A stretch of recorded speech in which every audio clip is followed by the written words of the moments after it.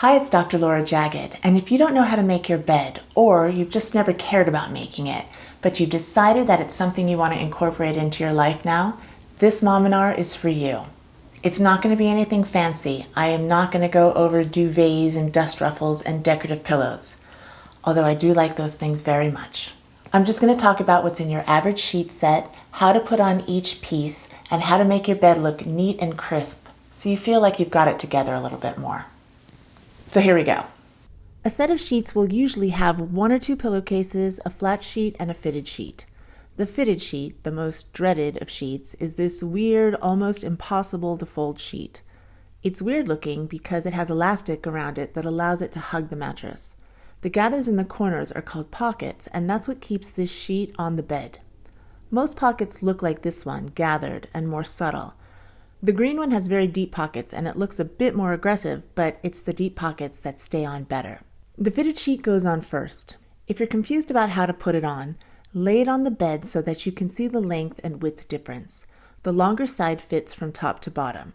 The shorter side is going to fit across the mattress side to side. Start at one corner and work your way around the bed.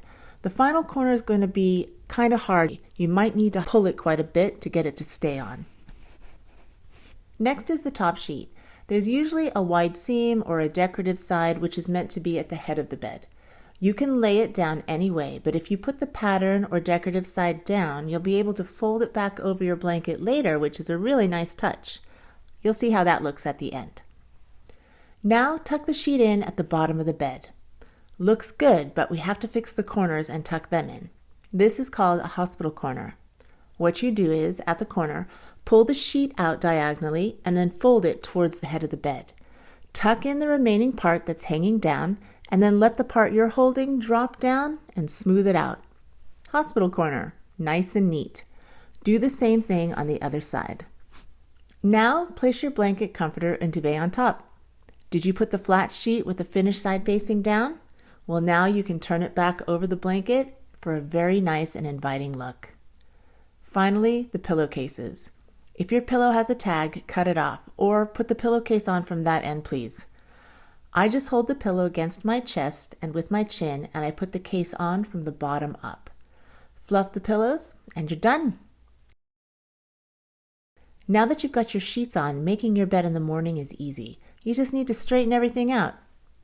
You can take the time and turn the top sheet and blanket down just so, or you can just pull the covers back up, tuck it in, smooth down, and go.